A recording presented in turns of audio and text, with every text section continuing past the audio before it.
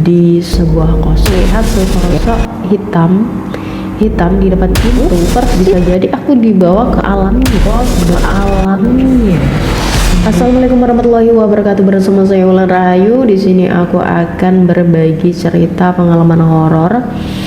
Ya, dimana pada saat itu aku masih menjadi mahasiswa baru dan kejadian ini di sebuah kos. Pada saat itu kami berdua menempati satu kamar itu, dan ibu kos singkat ceritanya menawarkan memakai kasur yang dia miliki yang masih bagus, yang gak digunakan, daripada kami sebagai anak kos membelinya.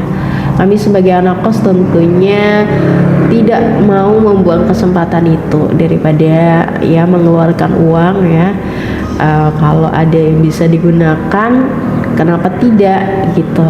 Nah, sayangnya saya ya, terutama saya pribadi, tidak pernah berpikir ini kasur dari mana, ini kasur bekas apa, ini kasur siapa. Awalnya tidak pernah berpikir sampai situ, hingga kemudian pada suatu ketika malam, ya itu malam apa, dan ini kejadian sekitar tahun 2014-15 kalau nggak salah ya, masih menjadi mahasiswa baru semester 3 atau semester 2 gitu ya. Nah, pada saat itu malam, posisinya aku tidur menghadap ke kiri, tepat di hadapanku sebelah kiri. Ketika aku menghadap ke kiri, itu adalah pintu kos, pintu kamar kos, dan posisi teman aku tidurnya di belakang aku. Jadi aku kayak membelakangi dia gitu ketika tidur pada saat itu. Singkat ceritanya, pada saat itu aku bermimpi. Nah, ini mimpi seperti nyata guys ya. Di saat itu aku bermimpi melihat sosok hitam di depan pintu, persis di pintu sebelah aku ketika aku tidur tadi. Situ dia posisinya, namun hanya kelihatan sampai pinggang ke bawah ya, pinggang ke bawah. Nah, untuk batasan pinggang ke atas itu nggak kelihatan sama sekali, jadi hanya terlihat bayangan hitam. Namun untuk gimana posisi kakinya itu emang nggak terlalu jelas ya. Pada saat itu di dalam mimpi, tangan aku ditarik sama dia, dan dia sambil berkata, ayo ikut aku. Ayo ikut aku. Ayo ikut aku. Itu kalau nggak salah 2 kali. Terus aku bilang, aku nggak mau. Aku nggak mau. Aku nggak mau. Sembari aku menarik tangan aku guys ya. Jadi posisinya di dalam mimpi itu kayak tarik-tarikan, dan di situ aku merasa tangan dia itu kayak lembut, halus, dingin, yang nggak pernah aku merasakan sentuhan tangan itu di dunia. Rasanya tuh kayak halus gimana sih, halus dingin, nggak bisa dijelasin dengan kata-kata. Pokoknya kurang lebih seperti itu ya. Jadi posisinya itu aku kayak tarik-tarikan, aku nggak mau, ayo ikut, aku nggak mau. Akhirnya tangan aku terlepas dan terhempas ke lantai itu bersamaan, bebarengan. Pada saat itu juga aku membuka mata dan aku sadar. Nah, ini tadi mimpi atau nyata ya? Kalau mimpi, kok yang aku lihat di dalam mimpi itu ya di situ. Dan ketika aku menarik tanganku juga jatuhnya ke lantai itu.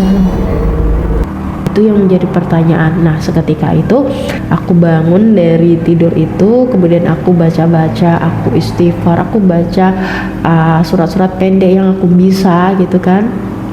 Kemudian aku tiupkan di tangan, lalu aku usapkan seluruh tubuh aku gitu. Kemudian aku tidur lagi menghadap ke temen aku tadi gitu. Itu sih yang menjadi misteri sampai saat ini gitu kan. Makhluk apa itu? Ya beruntungnya aku nggak mau ya, dan tangan aku beruntung bisa lepas sama dia. Kalau misalnya seandainya aku mau, bisa jadi aku dibawa ke alamnya. Bisa jadi aku dibawa ke alamnya. Betul lah kan? Nah, usut punya usut. Seiring berjalan waktu, semua itu terjawab guys. Kenapa ada sosok itu?